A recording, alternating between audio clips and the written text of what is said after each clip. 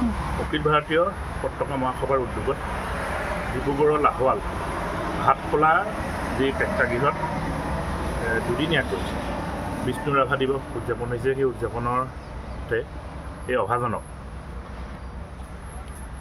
সৰ্বোত্তম সাংবাদিকতা বঁটা 2024 প্ৰদান কৰিলে।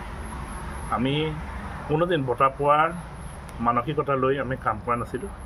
আজি 7-8টা বছৰে অত্যন্ত সংগ্ৰাম কৰি এই ক্ষেত্ৰত আমি সময় দিছিলোঁ।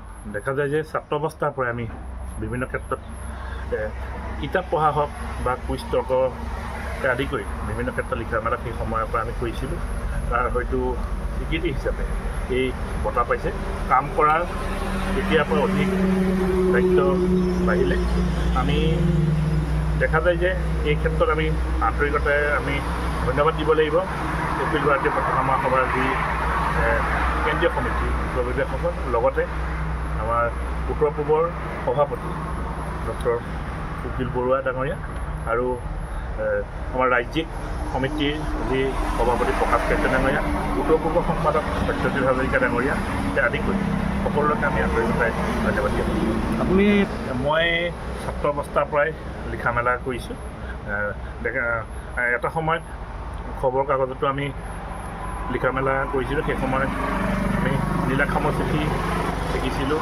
তাৰপিছত পৰ্যায়ত বিভিন্ন কাকত আলোচনীত আমি লিখা মেলা কৰিছিলোঁ। শেহতীয়াকৈ মোৰ মেগন সাপ্তাহিক কাকতত এটি কবিতা ইজি মাৰ্টত মৰম লগা পুতৰাজনী বুলি কবিতা এটা ওলাইছিলে। সেই কবিতাটোৱে ইতিমধ্যে চৰ্চা লাভ কৰিছে। সেই মই কাল্পনিকভাৱে মই এগৰাকী পুতলা চৰিত্ৰ লৈ পেলাই এই কবিতাটো লিখিছিলোঁ। সেইদৰে লিখা মেলা কৰোঁ আৰু সাংবাদিকতাৰ ক্ষেত্ৰতো মোৰ জীৱন খুব কষ্টকৰ।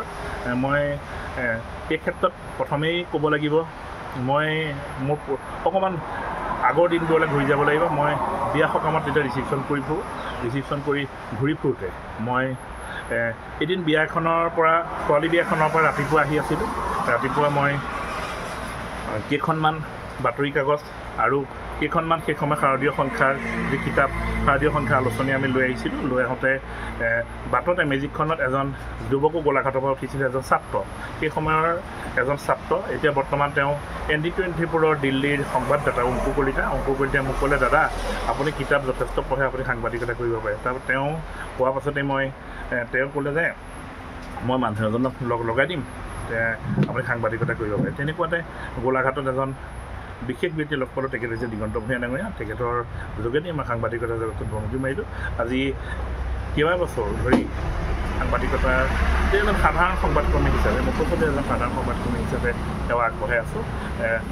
লগতে অখিল ভাৰতীয় পতাকা মহাসভাৰ গোলাঘাট জিলাৰ সাধাৰণ সম্পাদকৰ দৰে এটি পদ মই গ্ৰহণ কৰি আছোঁ। আৰু এটা কথা ক'ব পাৰোঁ, মোৰ যাত্ৰাটো অত্যন্ত সংগ্ৰাম, কঠোৰ সংগ্ৰামৰ বিনিময়ত আজি এইখন পাইছোগৈ বুলি ভাবোঁ।